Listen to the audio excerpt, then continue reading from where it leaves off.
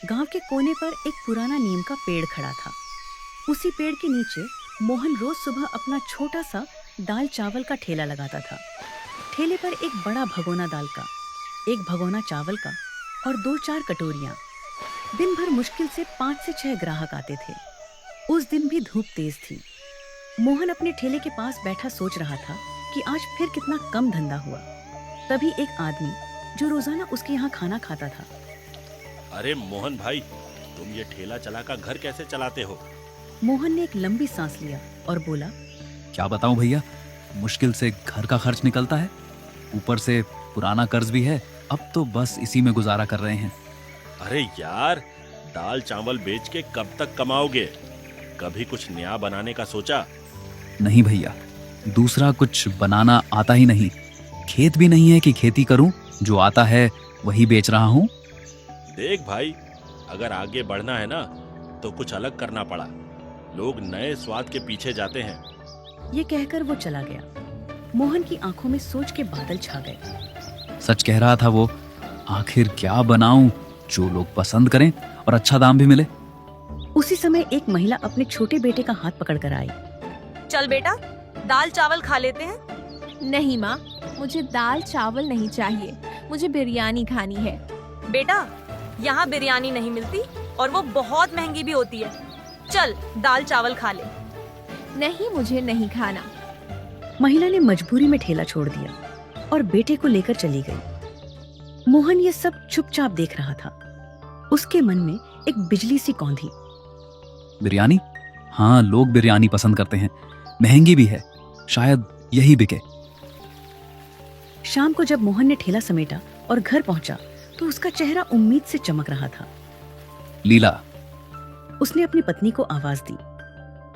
क्या हुआ मोहन, आज बड़े खुश लग रहे हो? सोच रहा हूँ कल से ठेले पर बिरयानी बेचें। लोग पसंद भी करेंगे और मुनाफा भी अच्छा होगा। लीला चौंक गई। बिरयानी? लेकिन बनाएगा कौन? मुझे तो नहीं आती। मोहन कुछ पल सोचता रहा, फिर बोला, गोपाल को क्यों ना पूछूं, वो होटल में काम करता है, उसे तो बिरयानी बनानी आती होगी, वो जरूर सिखा देगा।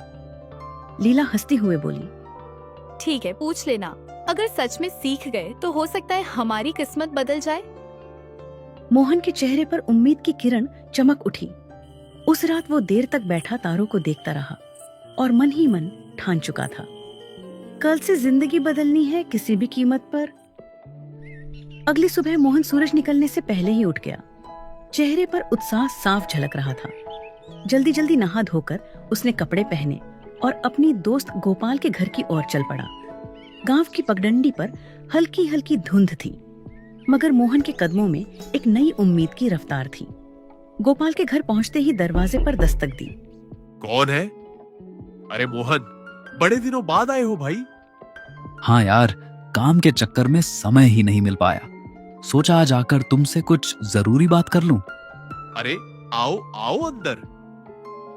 गोपाल ने उसे चारपाई पर बैठाते हुए कहा, क्या बात है? चेहरे से तो लग रहा है कोई बड़ा फैसला लेने वाले हो। मोहन ने गहरी सांस ली। गोपाल भाई, तुम्हें पता है मेरी हालत कैसी है। ठेले पर दाल चावल बेच बेच कर गुजारा मुश्किल हो गया है। कर्ज का बोझ भी बढ़ता जा रहा है। सोच रहा हूँ कुछ नया करूं और इसी वजह से तुम्हारे पास आया हूँ। गोपाल ने गंभीर होकर पूछा, क्या मदद चाहिए भाई? जो होगा मैं जरूर करूंगा। मोहन ने थोड़ी हिचकिचाहट के बाद कहा, भाई, मुझे तुमसे बिरयानी बनाना सीखनी है। सुना है तुम्हारी बिरयानी का जवाब नहीं। गोपाल का चेहरा खिल गया। अरे बस इतनी सी बात, ये तो बड़ी आसान चीज है, बताता हूँ। मोहन उत्सुकता से उसकी बात सुनने लगा। गोपाल बोला, सबसे पहले बताओ, मटन की बिरयानी बनाओगे या चिकन की? मटन की। गांव में लोग मटन ज्यादा पसंद करते हैं। ठीक है। गोपाल ने हाथ से इशारा करते हुए समझाना शुरू किया। तो सबसे पहले मटन को अच्छे से धो लेना। जब तक मटन मैरिनेट हो रहा है, तुम चावल उबाल लो। उसमें भी खड़े मसाले और थोड़ा नींबू डालना, इससे खुशबू बढ़ेगी। फिर मटन को धीमी आंच पर पकाना।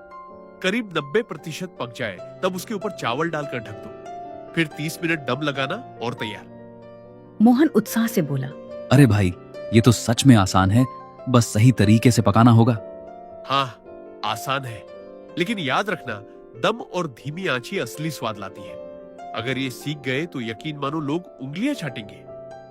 मोहन की आंखों में चमक आ गई। बस भाई, अब ठान लिया है, मटन बिरयानी का ठेला लगाऊंगा। उम्मीद है कुछ कमाई हो जाएगी। तुम मेहनती हो मोहन, यकीन मानो तेरा ठेला गांव में मशहूर होगा। शुक्रिया भाई, तुमने हिम्मत दी। अब चलता हूँ, कल की तैयारी करनी है। घर लौटकर मोहन ने लीला को सब बताया। लीला मुस्कुराई। अच्छा हुआ गोपाल ने बता दिया। कल देखते हैं लोग पसंद करते हैं या नहीं। लेकिन दाम क्या रखोगे? 50 रुपया प्लेट रखूंगा, सही मुनाफा होगा। ठीक है, तो फिर अब इसे तैयारी शुरू कर दो। उसने ताजा मटन अच्छे से धोया और गोपाल की बताई रेसिपी याद करते हुए उसमें दही, लाल मिर्च पाउडर, खड़े मसाले, पुदीना और हरा धनिया डालकर प्यार से मसालों में लपेट दिया। लीला, देखना, आज गांव में ऐसा स्वाद फैलेगा कि लोग खुद चलकर आएंगे। हाँ, भगवान करे आज तुम्हारा ठेला लोगों की पसंद बन जाए। मैं भी तुम्हारी मदद करती हूँ। मोहन ने चावल उबालते हुए नींबू का रस और मसाले डाले। रसोई से फैलती खुशबू ने खुद मोहन को भी भूख महसूस करवा दी। बड़े बड़े हांडों में बिरयानी भरकर उसने ठेला सजाया और गांव के मुख्य चौराहे पर पहुंच गया।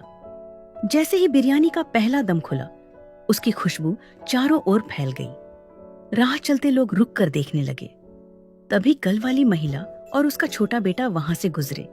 माँ, देखो देखो, यहाँ मटन बिरयानी है। दोनों ठेले के पास पहुंचे। भैया, क्या सच में बिरयानी है? हाँ दीदी, आज स्पेशल मटन बिरयानी है। एक बार खा कर देखिए, उंगलियां चाटते रह जाएंगी। अच्छा, कितने की प्लेट है? बस 50 रुपए की एक प्लेट और उसमें 2 बड़े मटन के पीसेस मिलेंगे। मोहन ने प्यार से एक प्लेट परोसी। महिला और बेटा जैसे ही खाने लगे, उनके चेहरे खिल उठे। महिला ने चौंक कर कहा, अरे भाई, ये तो कमाल के बिरयानी है। बेटा खुशी से बोला, माँ, ये तो रेस्टोरेंट से भी अच्छी है। एक प्लेट और दे दो। महिला हंसते हुए बोली। मोहन के दिल में खुशी की लहर दौड़ गई। उसने तुरंत दूसरी प्लेट बना दी।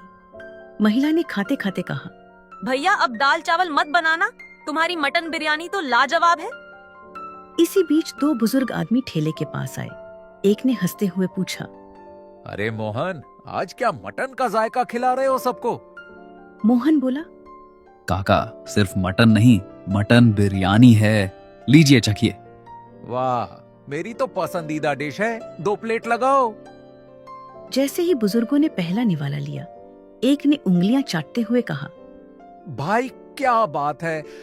आपकी दुआ से ही तो ये सब है। धीरे धीरे ठेले पर भीड़ बढ़ने लगी।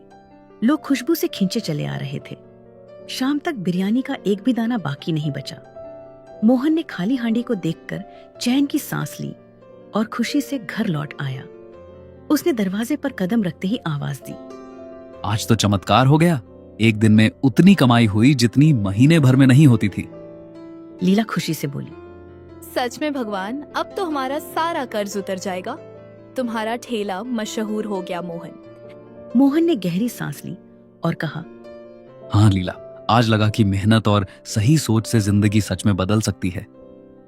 उस रात मोहन और सरोज के चेहरे पर संतोष की मुस्कान थी। घर में खुशबू बिरयानी की नहीं, सपनों के सच होने की थी। अगले दिन मोहन ठेला लेकर उसी जगह पहुंचा। ठेले के पास पहले से ही ग्राहकों की लाइन लगी थी। तभी गोपाल वहां आया और मुस्कुरा कर बोला, अरे मोहन, तुमने तो मुझे भी पीछे छोड़ दिया। पूरी बिरयानी की खुशबू गांव में फैल गई है। मोहन हंसते हुए बोला, अरे यार, पहले खुद खा तो लो, फिर बताना कैसी है। गोपाल ने सिर हिलाया। खाने की जरूरत नहीं, लोगों की तारीफें सुनकर ही पता चल गया है कि तूने कमाल कर दिया है। मोहन भावुक हो गया। अब वो सिर्फ ठेले वाला नहीं, सबकी पसंदीदा बिरयानी वाला मोहन बन चुका था। गरीबी और कर्ज की जगह उसके घर में अब खुशियां और तरक्की की खुशबू फैल चुकी थी।